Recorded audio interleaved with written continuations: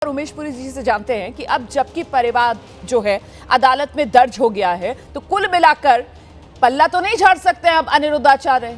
अब तो एहसास कर लेना चाहिए अनिरुद्ध आचार्य को कि उन्होंने जो कहा, उन्होंने जो किया, ये सीधे सीधे महिलाओं का अपमान, देश के कानून का उल्लंघन। अभी भी समय है, माफी मांग ले तो बेहतर रहेगा।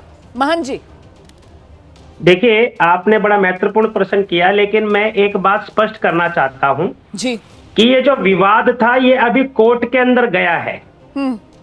आरोप लगा है, आरोप सिद्ध नहीं हुए। और जब आरोप लगा है तो आरोप सिद्ध करने का काम तो कोर्ट करेगा। तो पहले ही व्यक्ति को आरोपित क्यों मान लिया हम लोगों ने? हर व्यक्ति को यह अधिकार है कि वो कोर्ट में जाए, वहां पर जो जजमेंट होगा उसके बाद हम स्वीकार करेंगे। मैं ये बात इसलिए बोल रहा हूं क्योंकि विषय, ये विवाद अब कोर्ट में जा चुका है। ठीक है, नहीं, आप जो बात कर रहे हैं वो 100% सही बात आपने कही है, इसमें कोई इफ एंड बट हो नहीं सकता है। मैं आचार्य राज मिश्रा का रुख करूंगी और राज मिश्रा जी से हम ये जानते हैं कि देखिए, परिवार दर्ज होना ये इस बात का सबूत तो है नहीं कि अनिरुद्ध आचार्य जो है वो दोषी हैं। तो ये कानूनी प्रक्रिया का सिर्फ पहला चरण ही कहा जाएगा। ऐसे में अनिरुद्ध आचार्य और उनके जो बयान अभी तक के रहे हैं उसको लेकर आपकी टिप्पणी? देखिए, मैं बड़ा स्पष्ट रूप से कहना चाहूंगा, व्यासपीठ की अपनी एक मर्यादा होती है, ठीक है।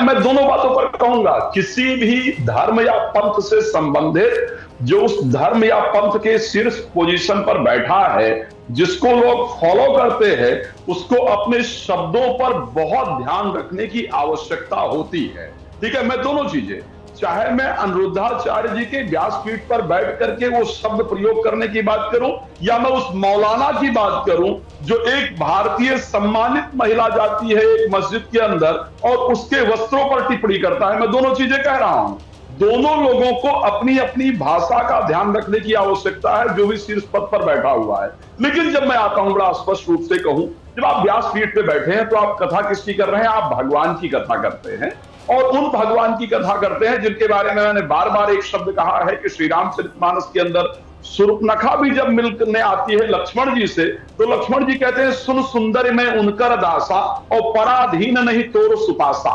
यानी राक्षसी को भी सुंदरी कह करके संबोधित करते हैं भगवान राम के भाई लक्ष्मण। नहीं, आप बिल्कुल सही कह रहे हैं। देखिए, वहां तो मतलब पुरुषों में उत्तम मर्यादा पुरुषोत्तम, और इसी नाम से हम प्रभु श्री राम को जानते हैं। आपने जिस बात का यहाँ पर जिक्र किया, मैं आपके पास आ रही हूँ, जरा दर्शकों को आगे बढ़ते हुए सुनाते चलते हैं अनिरुद्ध आचार्य की वो अमर्यादित और बेशरम टिप्पणी जो उनके लिए मुसीबत बनी है। एक बार जरा आप सुनिए और गौर कीजिए कि 25 साल की लड़कियों को लेकर वो बोल क्या रहे थे, क्योंकि उनके बोल उनकी सोच को दिखा रहे हैं। अनिरुद्ध आचार्य ने जो बातें कही तब कही जब वो प्रवचन दे रहे थे, जहां एक साथ हजारों की संख्या में लोग मौजूद थे, महिलाएं मौजूद थी, बच्चियां मौजूद थी। जरा सोचिए उनके बयान का प्रभाव क्या पड़ा होगा इनकी मनस्थिति पर। महंत उमेश पुरी का हम रुख करेंगे। महंत उमेश पुरी, प्रवचन में ऐसी बातें, प्रवचन में ऐसी भाषा, इसको कोई स्वीकार कर सकता है क्या? देखिए, मैं पहले भी इस डिबेट में, इस विषय पर डिबेट में एबीपी के साथ रहा हूं, लेकिन मैं एक बात बड़ी स्पष्ट आप लोगों को कर देता हूं, मैं अपने विषय को रखता हूं। पहली बात तो, अनिरुद्धाचार्य जी कोई बाबा नहीं है, महात्मा नहीं है, संत नहीं है, वह केवल और केवल एक कथावाचक है। अब मैं आपके प्रश्न का उत्तर देता हूं। देखिए, जहां वो इस कथा को करते हैं वहां पर ब्रज के, मथुरा के, वृंदावन के, वहां के गांव ग्रामीण के लोग आते हैं। ये एक सरल वहां की भाषा होती है आपस में बातचीत करने की। लेकिन इसी विषय को लेकर पूरे भारत में बहुत सारे लोग बट गए हैं।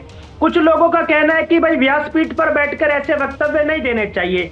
उन्होंने जो अपनी बात कही है, जो वर्तमान जो कालखंड है उसमें जो हमारे युवा युवती भटक रहे हैं, वो उसका प्रकटीकरण क्या है। भाषा अलग हो सकती है, भाषा जरूर अलग है, इसमें कुछ वो नहीं है, लेकिन वहां की देहात की भाषा के अनुसार, ग्रामीण भाषा के अनुसार, वहां के संवाद के अनुसार बात करिए। मुझको लगता है कि हम एक मीडिया ट्रायल अनिरुद्धाचार्य के विरुद्ध चला रहे हैं। अभी जजमेंट नहीं आया आरोप सिद्ध नहीं हुआ, विषय कोर्ट में गया है, लेकिन मीडिया ट्रायल में हम ये तय कर रहे हैं कि अनिरुद्धाचार्य एक बहुत बड़ा आरोपित है। मुझको लगता है कि ये जो न्यायिक प्रणाली है उस पर कहीं ना कहीं प्रभाव डालेगा।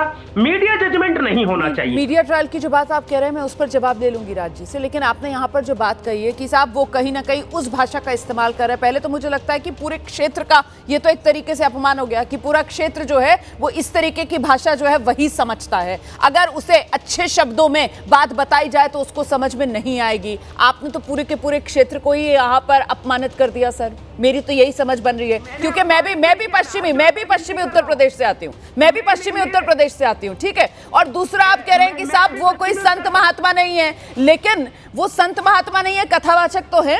और वो कथा क्या सुना रहे हैं, कथा किसकी सुना रहे हैं? अभी जिसकी बात हम कर रहे थे मर्यादा पुरुषोत्तम की, वो कथा सुनाते हैं और बातें उनकी प्रवचन के दौरान इस तरीके की होती हैं कि एक महिला जो है उसकी आंखें शर्म से नीचे झुक जाएं। तो ये कौन सा प्रवचन दे रहे हैं, ये कौन सा समाज में सुधार लेकर आ रहे हैं? देखिए, क्या ये ना माना जाए कि सिर्फ और सिर्फ सनसनी फैलाने के लिए, सिर्फ और सिर्फ अपनी लोकप्रियता बढ़ाने के लिए इस तरीके के अनर्गल बयान देते हैं? नहीं, आपने कहा पश्चिमी उत्तर प्रदेश के, मैं भी पश्चिमी उत्तर प्रदेश बागपत बड़ौद का हूँ। हरियाणा में कहते हैं लड़के को बोलते हैं भाई लौंडा बोलते हैं। आप देखिए लौंडा ये किसका लौंडा है? पश्चिमी उत्तर प्रदेश में बोलते हैं लमडा किसका है?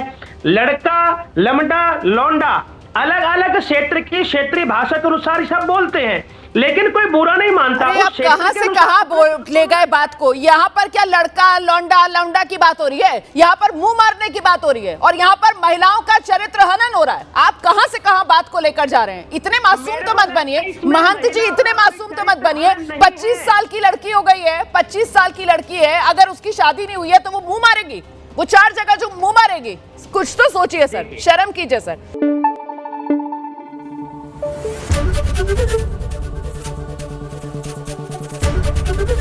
एबीपी न्यूज आपको रखे आगे।